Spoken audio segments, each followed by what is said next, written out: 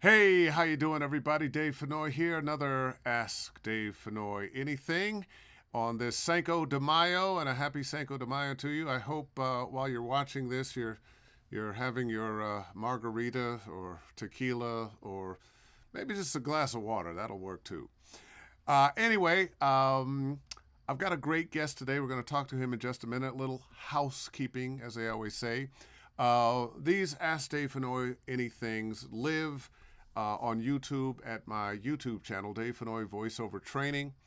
If you are a person that is interested in taking workshops with me or private lessons with me, or you can visit davefennoy.com. If you sign up, you will get information from time to time. I don't overload you with lots of emails, but information from time to time about where I'll be teaching, and a reminder once a week about this Ask Dave Fennoy Anything. And with that, I want to introduce you and introduce my guest to you. He's one of my favorite people in the world, and we have known each other far too long, Mr. J.D. Hall. How are you, my brother? By the mercy of Allah, I am well. How There are you you? go. I am doing fantastic. Better for seeing you.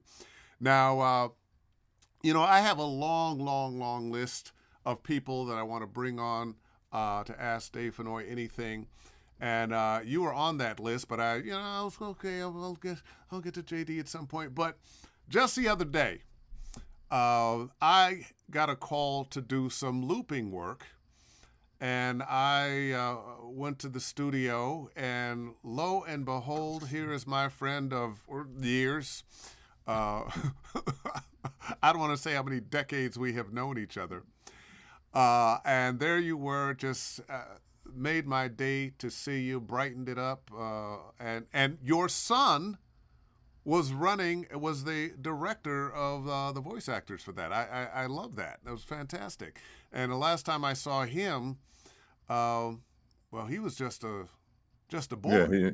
he just barely had a voice himself. Yeah.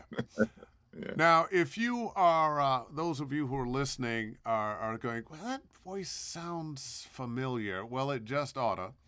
Uh, JD has been doing voiceover for a lot of years, at least as long as I've been doing it, which is about 30 years.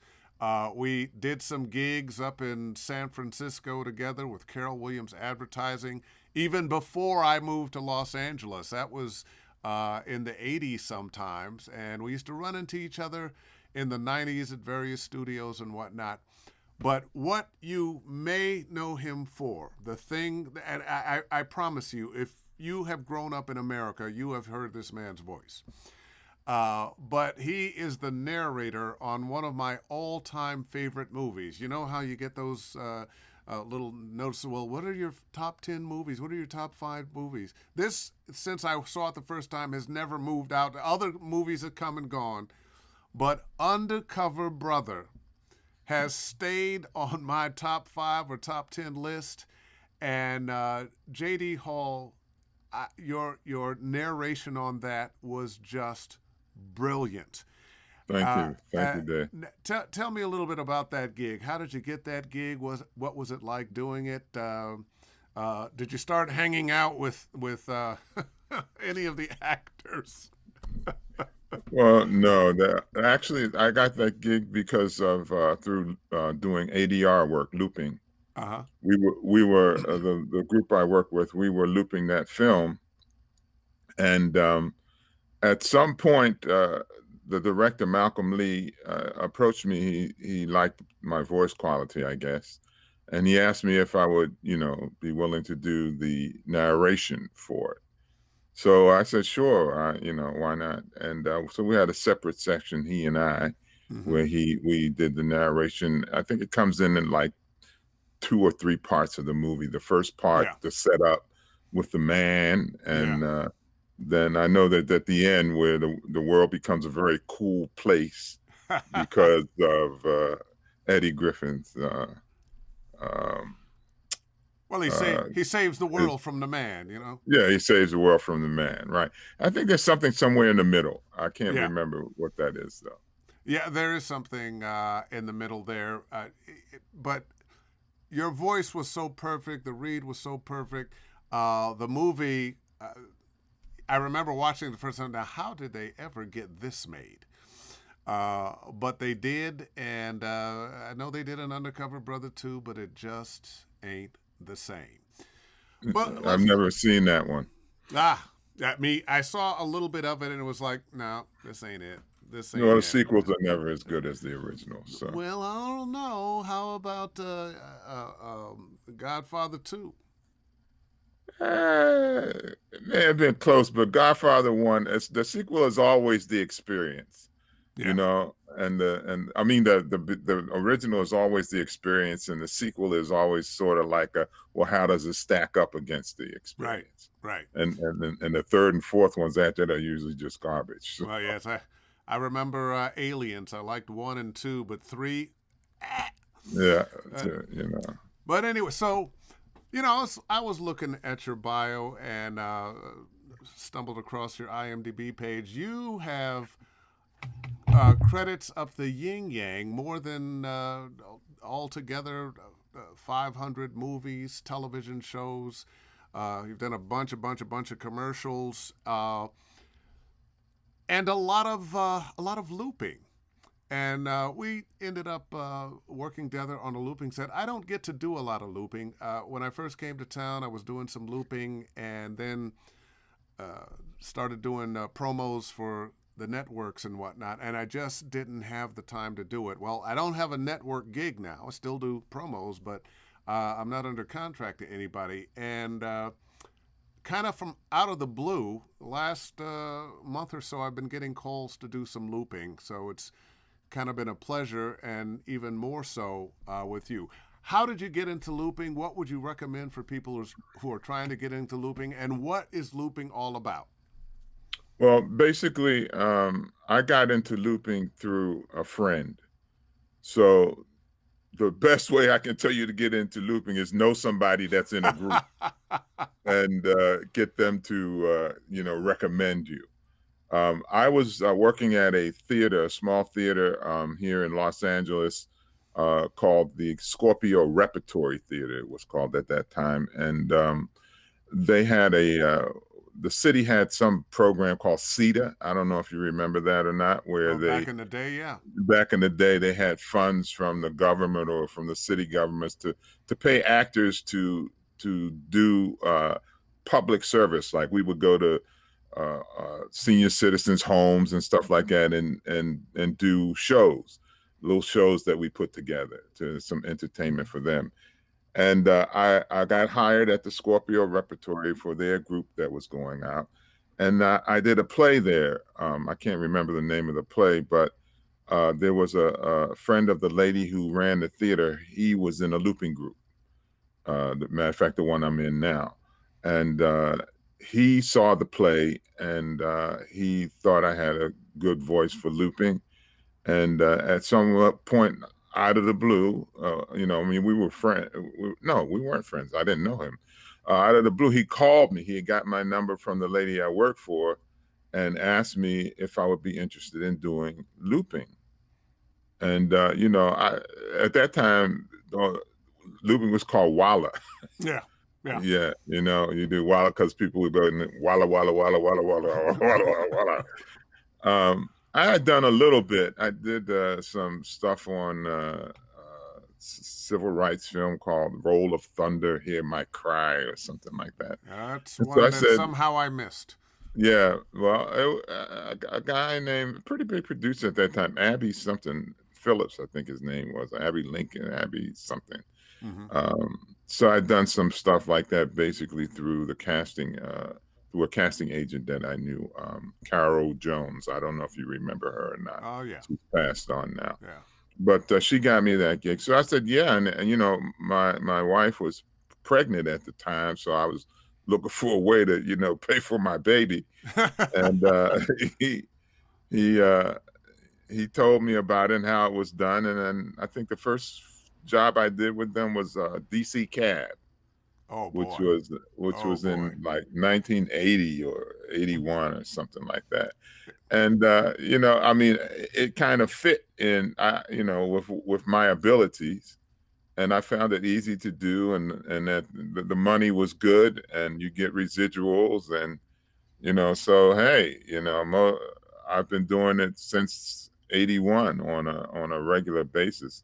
Um, since I've retired, I've kind of slowed down a little bit. My son gets all the work now, but it's been very good, a very good living for me. Earned me a pension, Yeah. and until they changed the Screen Actors Guild health plan, it gave me residuals that used to pay for my health plan. Now, since all that, they kind of kick all the old people off the health plan, they don't count Well, residuals you anymore. got to keep working. Yeah, well, I mean, but how many senior performers do you know that make $26,000 in session fees a year? You got Maybe a point you, there, and but there's but been not me. I have read a lot of complaints from a lot of my friends who did very well, have nice pensions, but suddenly with their health care going away because they're not making enough money. It used to be. But you know what? Everybody's tightening their belts.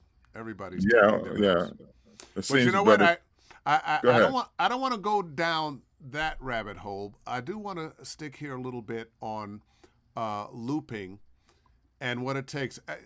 Ultimately, it's a no ego job Right. because no one's going to recognize you from the looping you do. Except if you get a spot, and I have several, like I said, like the undercover brother happened that way. I also do the narration for the second Scorpion King, the one where the Rock is really the star of it. We looped the first one of the Mummy, and they introduced the Ah, character of yes. Scorpion King. But then the movie Scorpion King, I did the narration for that basically from a looping job. Well, there you So go. it is possible to get various things. I think in the first Terminator, when Arnold Schwarzenegger first comes to the past, and he's naked, he grabs a guard and he asks him, what year is this? What time? Where? And so that I revoiced that guard. Ah, Uh, well, see, now I'm so gonna have to go back and watch the first Terminator and oh yeah, that is JD. yeah, Yeah. I mean, did uh, a character called Gargarensis, Mm-hmm. who's in a film called oh my goodness, Beastmaster, I think Oh, it's okay. called. And all of Well, these came from looping gigs. yeah. Well, hold up one second. I got a question here from Pamela E. Ice. She says, "So what is looping?" And Pamela, thank you for asking because sometimes when you've been in the business for a long time, you just kind of take it for granted that everybody knows and everybody doesn't. So, thank you for asking. What would you describe looping as?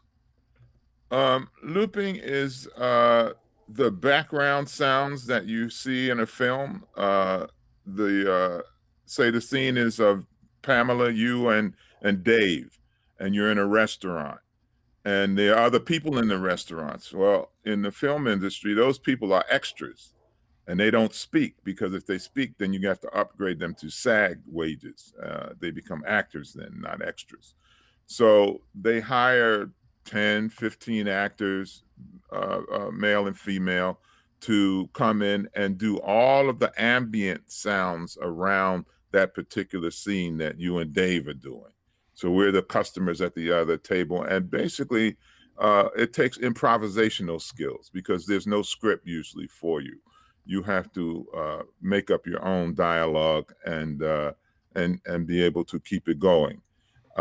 So like if you and Dave were at the table and I was at the table way in the back of the room and I was talking to someone, you would be talking, and we would go, yeah, well, how about dinner tonight? No. Well, do you think this is good? No, I don't think that's good. Well, how about your mom? How's your mom? So we're making up things to kind of fill in the ambient sound. Also, if you were on the street, if you're in an apartment, you want to hear people on the street, then we do what's called call outs, where we go, "Hey, Joey, meet me tomorrow at the bakery at 7 o'clock." You know, you'll hear that through the window. So all the other sounds you hear around the main actors in a film or TV show or whatever, that's ADR. That's looping. They call it ADR, which stands for Automatic dialogue automatic replacement. document replacement. Right.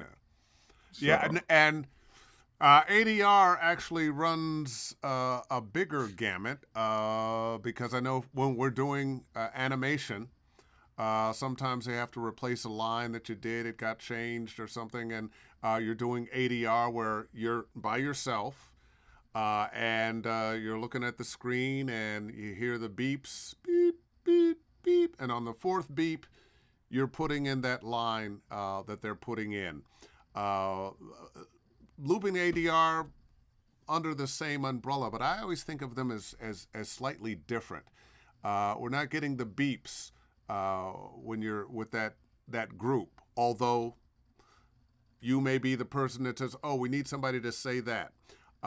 We get people who what they do well is imitate, do the voices of other actors who get hired to replace other actors. I know a lot of trailers. If a character is saying something and there's some curse words that they don't want to play on television, if they can't get the actor who did it, and they probably can't because they would have to pay him a lot of money, they'll get somebody who sounds like that actor, who can imitate that actor to change that line. yeah, on that point, I did some replacements for Ving Rhames I can in hear that. the Mission Impossible films, the first one I think it was. Yeah. They wanted him to come in and change some lines. He wasn't available, so they did that. Also, I did that for Charles Dutton in the Alien movie. That's the one he was in. So, so you're right. They do, but I consider it all looping because when looping is sort of like the colloquial term for it. Yeah. We call it ADR, formally, but it was always called looping, colloquially, as I said. I got another question here. J Horse Black, do you need to live in LA to do looping? That's first question. Two, if you can do a home studio, what software or equipment, i.e., TV monitor or booth, to match the picture, or is that more ADR? That's an interesting question, and I just want to say that during the pandemic, I did a couple looping jobs that for a change, they did them from your home studio. A lot of, some video games were trying it out, and I thought it was very interesting that a looping company, well, got to get the work done, can't get people in studios, so they did. Did you have any experience of that during the pandemic where you were looping from your home? Oh, plenty, plenty. The you're I don't know if your people are familiar with Source Connect. Oh yeah, oh yeah, Right, and I know you have it. oh yeah. That's more or less an interface where you can go from your home to the studio in a sense, and the studio can control what you are inputting at home. They can control it in their studio as if you were actually there. That's one aspect of it. I also did some looping on several movies and TV shows that for Warner Brothers. And what they had you do is you had to pick up a recording kit that had like Ah, had a Apple screen in it, and it was and a microphone, and it was interfaced to their system. So, but you had to pick it up and bring it home and plug it into your computer to get the signal yeah. working and What, all. what what kind of microphone was it? I'm not sure. They were pretty standard Yeah. microphones, but I guess I don't really. I was going to leave that technical question to you because I'm not.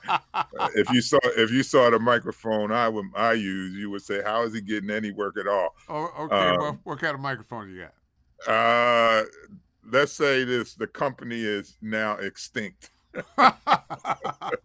They used to have stores on every corner, and you could get wires and connections and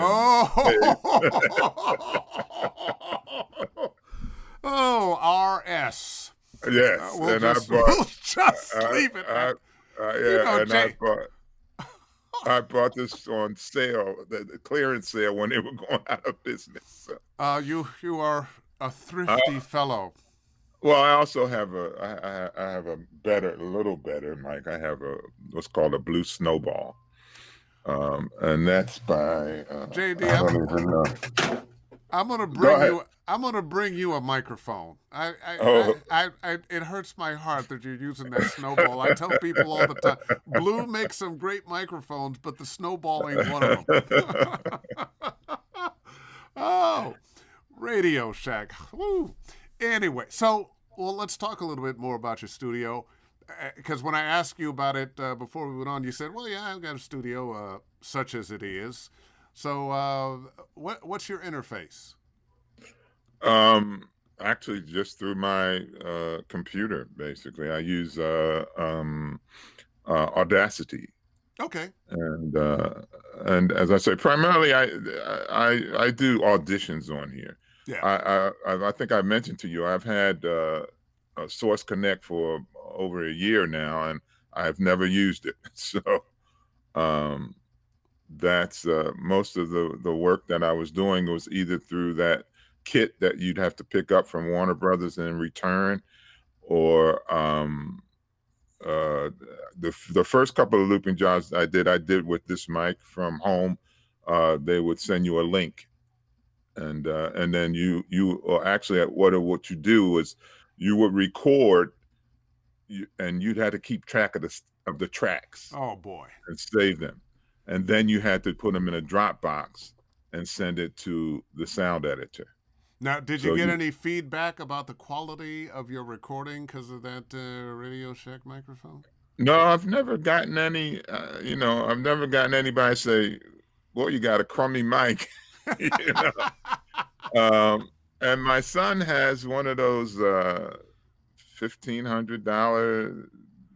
Um, A Neumann yeah, 7103. Neumann. Yeah, he has that, and so I did some. He's always telling me, "Well, you need to come over and try my mic," So I went over, and I tried his mic, and then I played the MP3 beside one I did on my mic, and it was a little bit better in terms of in the lower register. There was a little more resonance in the lower register, but there wasn't $1,500 worth of difference if you ask me. So I don't know. I don't know. All right. Well, you know, looping sounds like a very easy job. Oh, all I got to do is make up some stuff. And why are you covering your screen there? For some reason, my camera went out of focus, so I found that if I put my hand up to Oh, okay. where it can focus on my hand, I just thought and you were then sick of seeing me for some and reason. then pull back slowly, Oh yeah, you see the you did focus get improved. yeah, the So, focus did improve. Uh, Meanwhile, back to my question. You've been doing looping for a long time, and I think a lot of people think of looping as something that might be easy to do because nobody's really hearing what you're saying. mhm. Uh, but that's not true. Talk about some of the skills somebody needs to be good at looping. Well, we had a looping song that I wrote for our group, a looping rap song, and one of the lyrics said, "Looping is an art just a few can master. If the wrong people do it, it can be a disaster. So don't mess with the rest. Put the ball in the hoop. Get the very very best. Get the best loop group." Oh And yeah. yeah, so we that was our rap song for a while. But you need improvisational skills, basically. You need to be able to think fast on your feet. You need to be able to look at a picture of somebody just, and then decide, well, what can I fit into their mouth? because sometimes you don't notice it, but you hear people and you see them move their mouth. So if I'm going, and then the loop says, "Hey Joey, come over here." It's like a Japanese horror movie. The Oh sync no, is not there. you killed my Right, master. my brother. Right. Yeah. So you have to be able to have the skill to figure out what can I put in that person's mouth that will fit their mouth movement. So it's sort of like lip reading. I'm sure lip reading would be a very good skill to have. Yeah. I never learned how to do it, but I did have that, as I said, that skill set that I could look at somebody and try to and kind of move my mouth with theirs and come up with something. So you have to improvisate uh, all the time. So you need that kind of mindset. If you're a person who needs to be told what to do and what to say all the time, then looping is going to be difficult for you if you should ever get the opportunity. Now, sometimes they write out scripts. They have things they want you to say, you know, but most of the time you have to make it up according to what's going on in the picture. So they'll bring us 10 actors in and put this film up on a big screen, and you watch it, and you pick out people. You say, give me the man with the green hat over sitting there by the door, or give me the lady with the blue dress on over here. And then you proceed to cover those people vocally, so that when the movie gets all put together, it's not just like right now you just hear me and you talking. Yeah. And Right. if they didn't have looping around, that's how all movies would sound. So all the hospitals, all the police stations, all the courtrooms, all the restaurants, all the street scenes would be, you'd see people walking by, but you wouldn't hear that undercurrent of talk, which brings the reality. Even though you can't understand what most of them are saying, and maybe you just hear, as you were saying, a call out here or there that you do understand.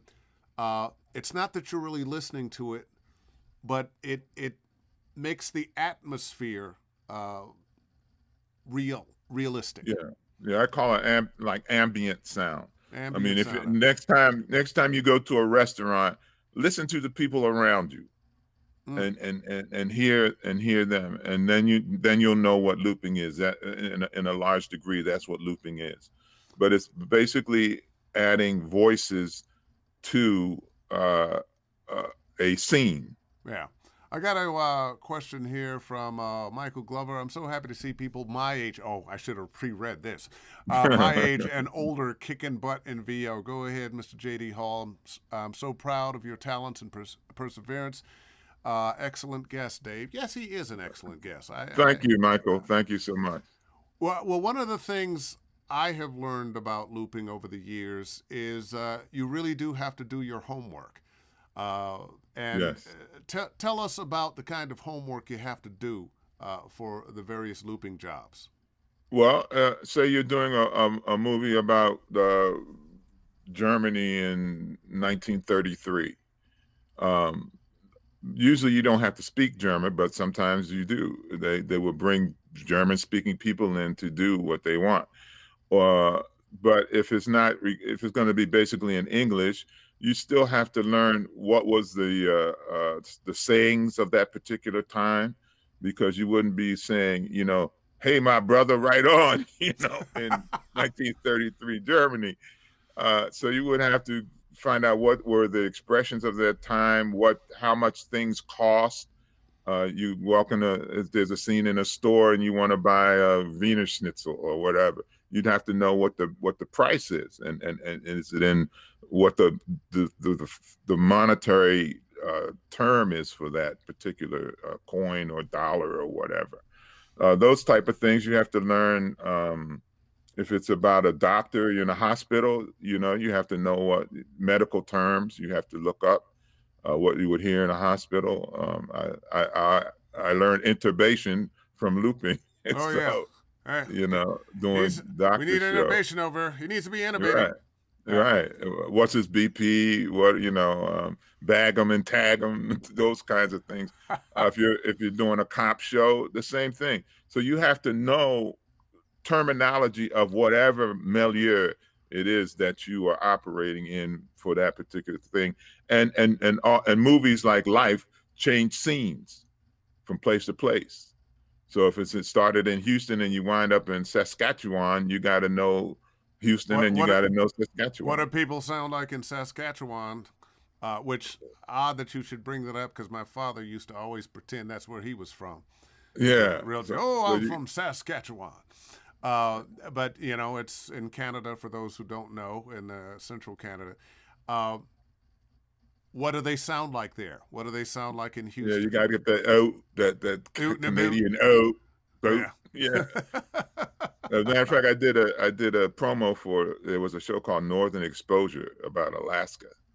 Oh I yeah, did a I remember promo for that that, show. and also I did a promo for a show called Going to Extremes, which had 2 seasons on TV, but it was about some medical students from America at studying medicine at this on this Caribbean island, so to speak. So you had to get the island thing going So I on had to now. give, yeah, I had to give, the promo for that, man. It's like it's about as far as you can go to be a doctor, down in Jamaica. So I did that for ABC for a couple of years. So Yeah. it's an eclectic bag of skills um, that you need to be an actor, number one, Yeah. and to be a successful looper. You need to say, as I said, first know somebody who's in a looping group so you can get in. I don't know how you got this gig that we did the other day. Uh, but maybe she put out a call to agents. I don't know.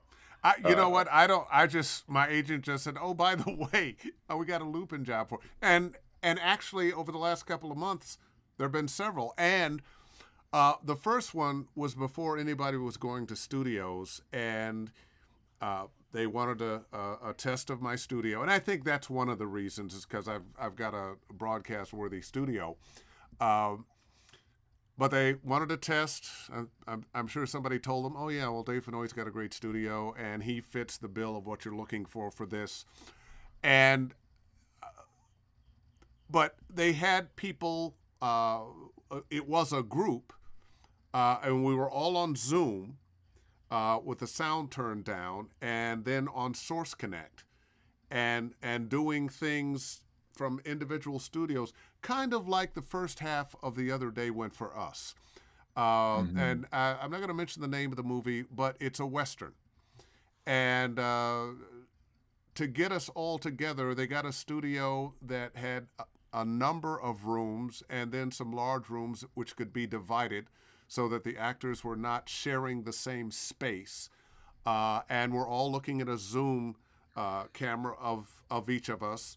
And one of the standard things in this, one of the first times I did it, because I hadn't been doing a lot of looping over a number of years, was the going in order of, okay, you're going to say this and you're going to say this, and you're ad-libbing something one at a time, and you have a certain order that, well, the first time I did it, I didn't know any of the people. Right, right. He And I gave them wasn't names familiar with their instead of numbers. voices, and I've got a number, but nobody's saying your number's coming up, and it took me a couple of times to correctly hit my line at the right time. Yeah. I felt a little foolish there for a bit. There are a lot of skills in it. I got a question here from Theo Mezzacapo. Would having a wide vocal range be beneficial to looping? I assume being able to do multiple voices could save the production some money. Well, if you, with your permission, yeah, Please. the more voices you can do, the better. Yeah, that's true. And I don't think it's about saving money usually, although they're always looking for ways to save money. But it makes you more versatile. It makes you more hireable.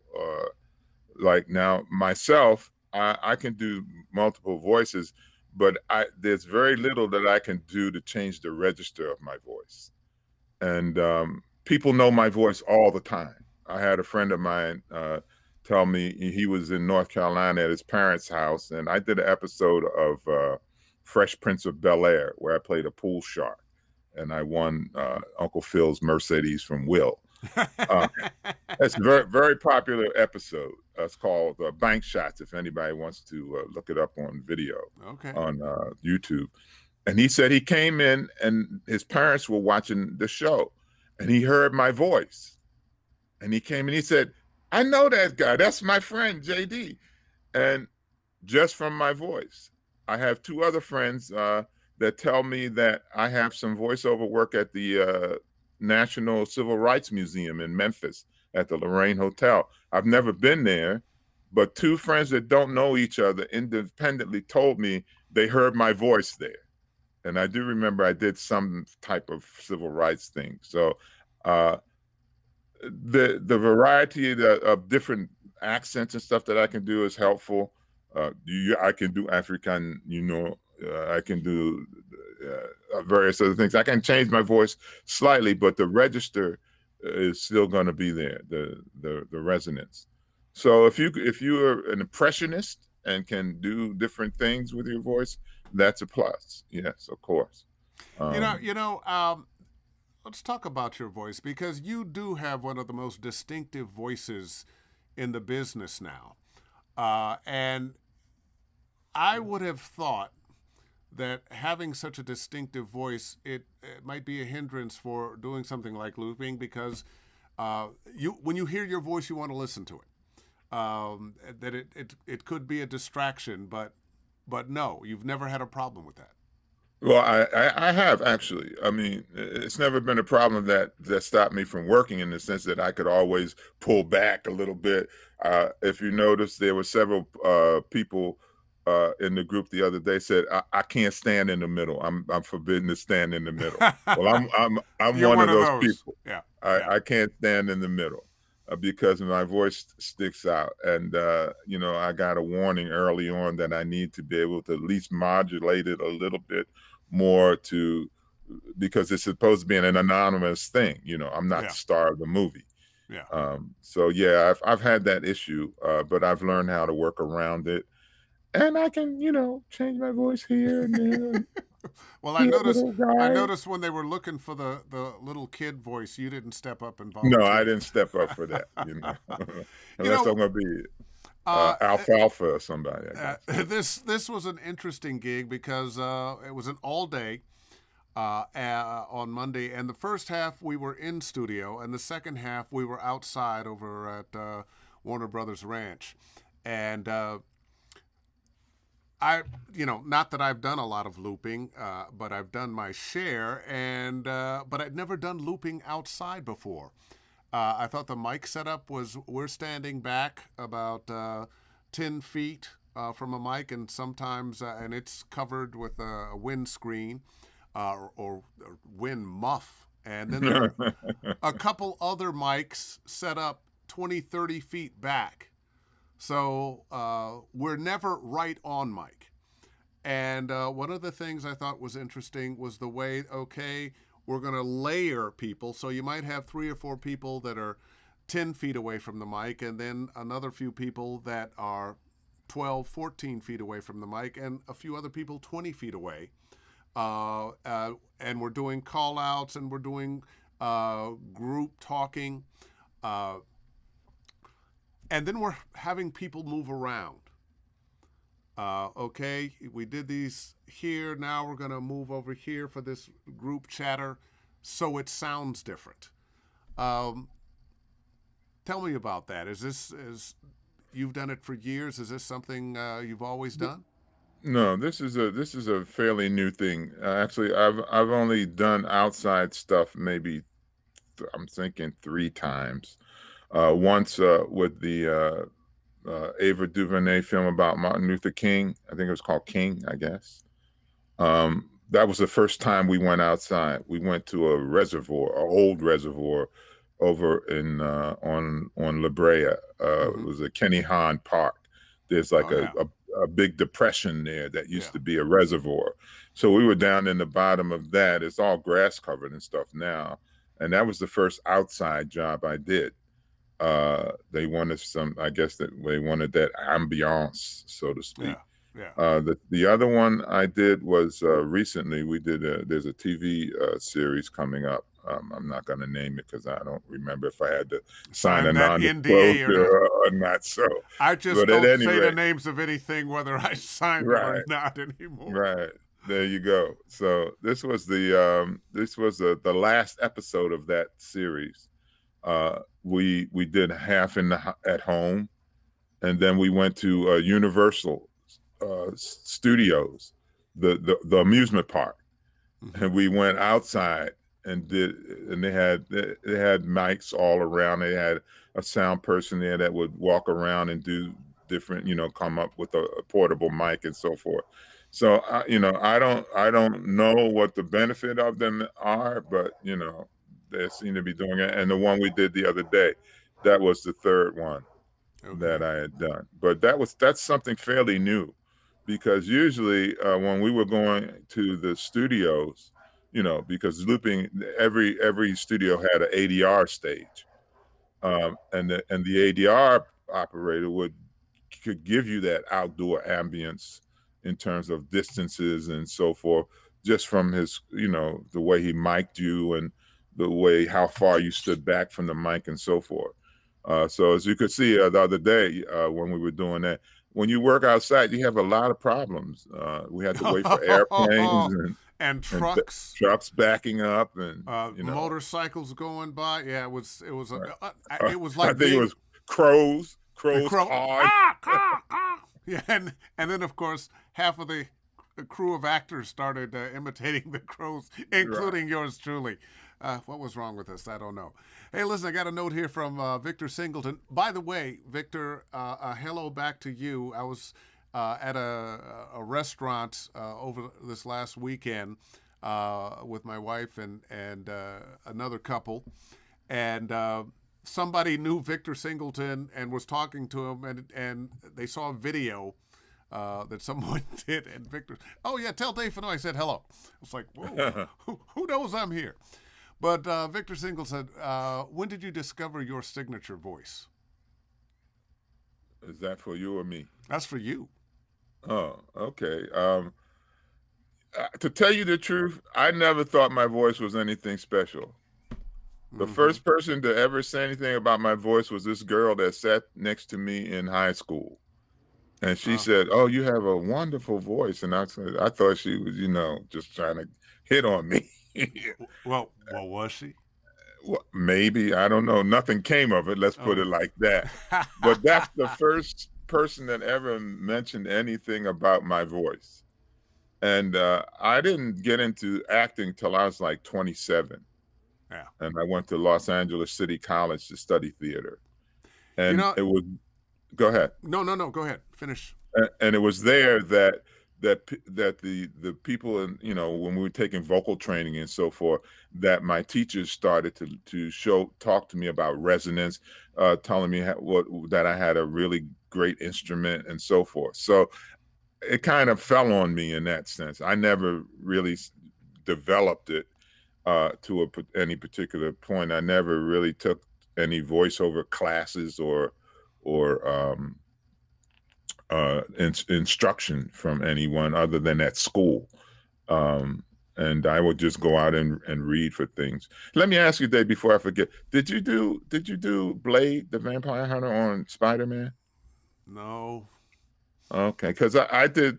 There's a Wait a minute. On the game? no, on the cartoon. No. Because I did the first one. I did the original Spider. There's been like 7 or 8 other ones since Oh then. yeah. Yeah. Voices other than, but yeah, I thought you were one of them for some reason. I don't believe I was, and I am a little bit ashamed to admit that I often don't remember all the work I've done. Yeah, well, neither do I. So, and I know people go, "What are you?" But no, if you had done Blade on Spider-Man cartoon, I think I would you remember remember. that. Yeah. I've been on a number of Spider-Mans, but never as Blade, as I recall. If somebody can prove me wrong, oh great, I've got another credit. Do you know Bo Billingsley? Oh yeah, Yeah, I we think are Bo. we are mistaken for each other voice-wise Well, often. yeah, I think Bo did one of them, Yeah, yeah. one of the blades after I did. Yeah. And thank you, because I want to get Bo on. He's a great guy. And You know where I met Bo? where'd you meet Bo? We did a version of Macbeth with Idi Amin as Macbeth, Oh my and my goodness. and my wife played Lady Macbeth, and I played Banquo, and Bo played one of the witch doctors. Oh my goodness. Oh my It was done. goodness. It was put. This was a production directed, and I think conceived by. There was a director. His name was Jack Manning. Mm-hmm. Uh, Jack Manning. We met Jack, and we auditioned. This is right after we got out of L.A. City College, my wife and I, and that's where I met Bo. He was one of the witch doctors there. Well, That had to be 1976 or something. I wasn't even thinking about voiceover then. 70s, I was a musician, just playing my guitar, singing my songs. Yeah, Uh, well, I worked for the space program up in Barstow. That's how I got to California. yeah. Yeah. Jimmy Bencoli has a question. Just for clarification, what is a lower register voice, which JD says is his voice type? I take it that deep voice is a lower register voice. Well, yeah, Dave and I both have lower register voices, and it's what you said. Basically, the resonance of the voice is in the bass of part of the voice. Yeah. If you, I don't know if you agree with that, Dave. I totally agree with that. And to kind of hitchhike off of your story of when you discovered you had an amazing voice, when somebody told you, not just the young lady in high school, but when you were taking those classes, I realized or became aware that I had a voice that had something special about it when I was living in Texas for a minute. It's like 1972. 1872, did you say? I know I got a lot of gray hair, but I don't have that much gray hair. And I was going to pull something like that on you, but you got me first. Damn you, J.D. Hall. Damn you. But I was in Texas, and I was recording an album that never got released and working in my cousin's head shop. He had a record shop, head shop. And down there in Texas, people talking like that. And here I am coming from Ohio, and people, are you a DJ or something? You got a pretty voice, and you talk good. And became friends with a DJ down there that convinced me that if the music thing didn't happen, I should go into radio. And about 8 years later, I did. It was, you know what? The person who asked the question about having multiple voices, what Dave just did is an example of what you can do to change your vocal quality. And I do it without thinking about it. I think sometimes my vocabulary needs to be bigger, because often want to express myself rather than use a particular word or phrase. I will go into a little voice that's a little different, and it's very strange because it has become my career, and it's been very, very lucrative. Very, very good. Very You good. know what? I did the voice of Brer Fox on the Splash Mountain ride. Ah! And I don't even think I can do it anymore, because it's like he's like, here come, yes sir. Oh boy. I did that. I had at one time I had 3 voices at Disney. Brer Fox is still on the Splash Mountain ride, I believe.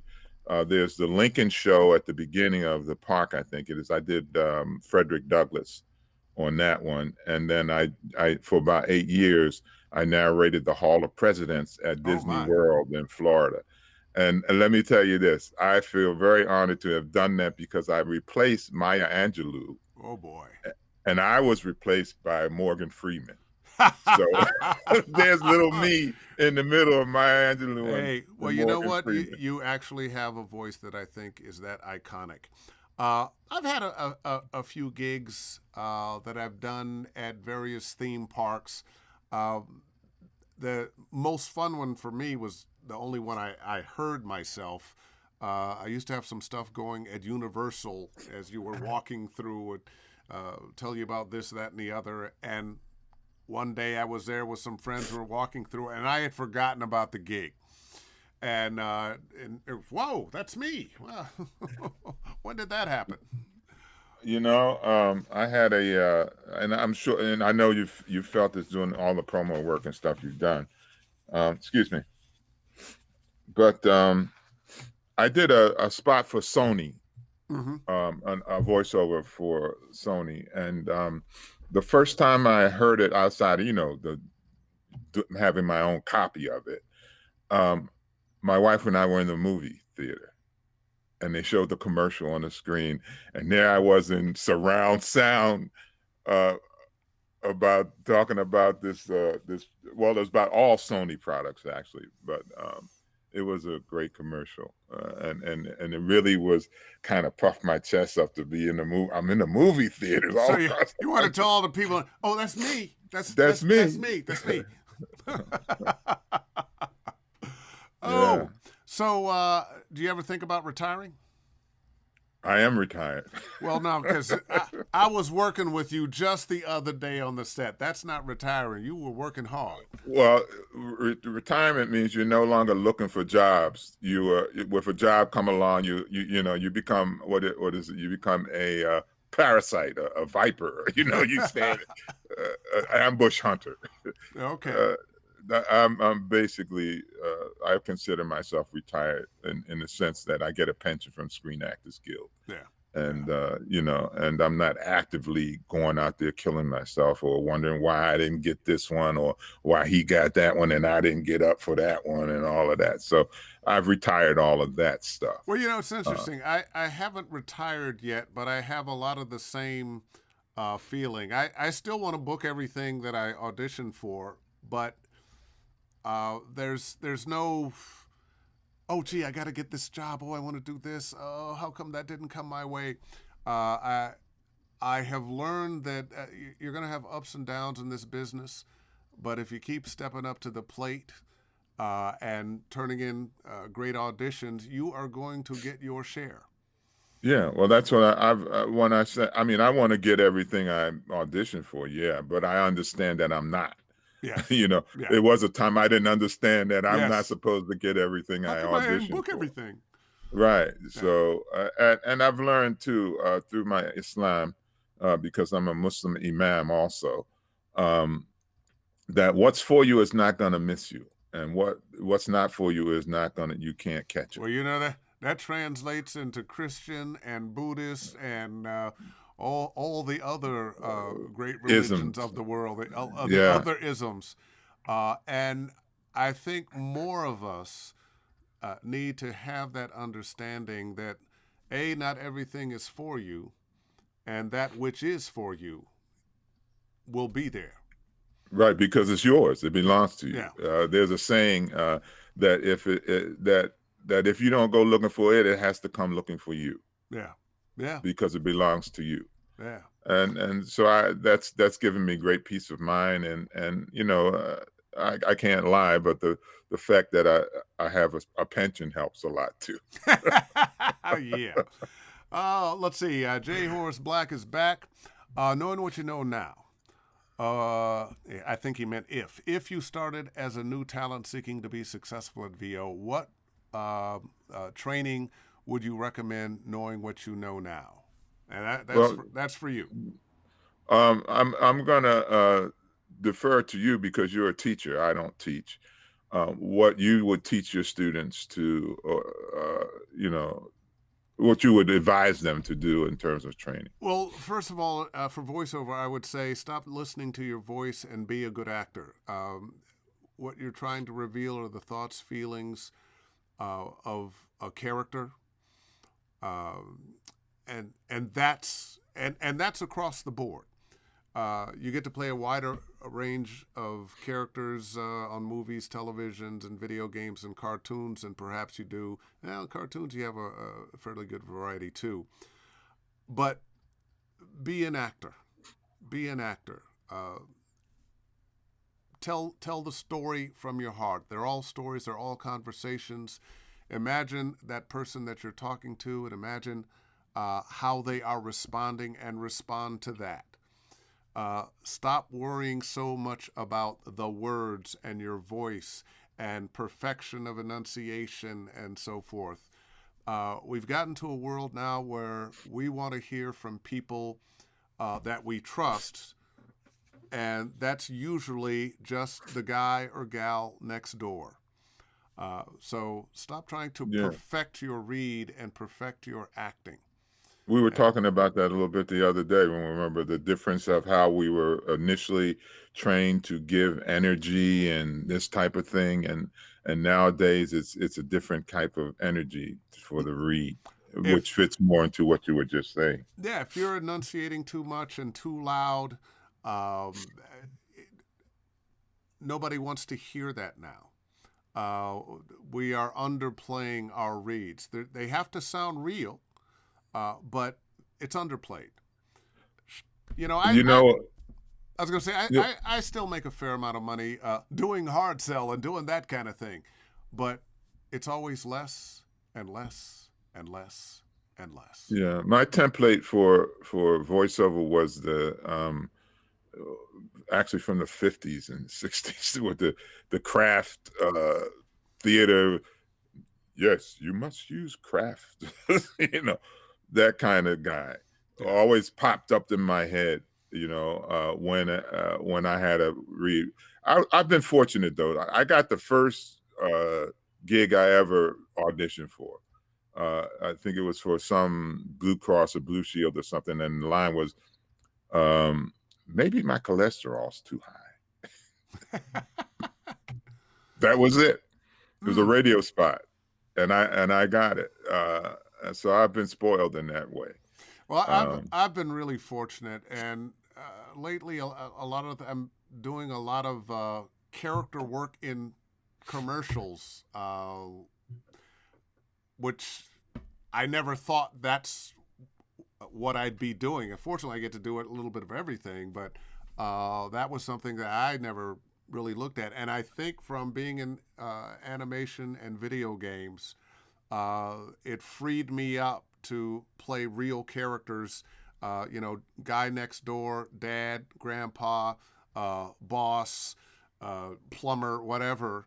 Because when we first the gigs we were doing in San Francisco, they were for the lottery, for the California lottery, and we were playing characters in that. That was my first union gig, California Really? lottery. Yeah. Really? Yeah. That there you go. See, and then we've been friends ever since then. Dig that. It's been, and that's the beauty of this business too. Is you meet people that you will remain friends with for years, and even though in a sense we're competitors. We go out for the same thing. I was asking Dave the other day about this read for the NBA. That's basically countrywide. And I said, I said, you got that, didn't you? He said, yeah, of course, And we were talking about the different approaches that we were taking to it. But like I said, once you get to that point where you know that what's yours is yours and what's his is his, then that competition kind of dies down in a sense. We're going to both go out and do what we do. I find in voiceover in general, we are not as competitive with one another as some other areas of work. I think people kind of have an understanding that the thing that you have is unique, and when they want it, they want it. I've met very few voiceover actors who, got jealous of you because you got a job, or were trying to figure out, how can I undercut this guy and get this? That's not who we are. Yeah. Unless you're James Earl Jones. I used to get like, you go, we want Barry White. Well, go get Barry White. I'm taking off.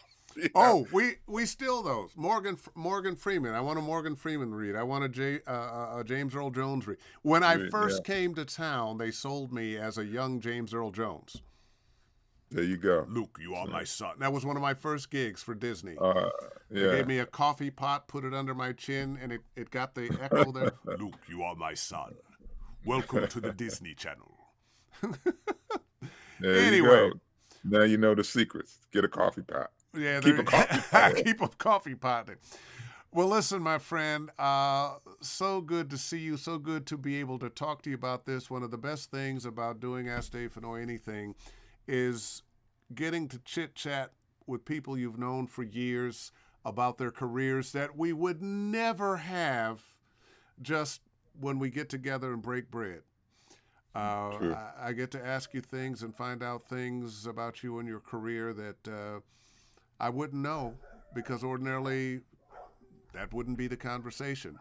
Well, this has been basically a catch-up conversation for us, and I love it. And I thank you so much for inviting me on your podcast. And anytime you want me to come back, I'm at your disposal. Oh, well, thank you. And thank you for saying yes. And I don't know why, but I'm always worried somebody's going to say no. Why would they say no? I mean, I have no idea. You're such an affable fellow, and right. I think that's just paranoia on your part. Yeah, I think you're right. I'm just a little nervous. Well, listen, JD, thank you so much. And thank you, Dave. I'll see you down the road here. We'll get together and break bread. Hey, you on down the road a piece part. Yeah, which is kind of the thing we were saying at that job, that Western that's going to be coming out soon that we are not going to tell you the name of.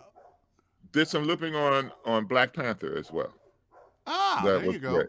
There you go. I know that was great. Great. Well, I'm on the Black Panther video game.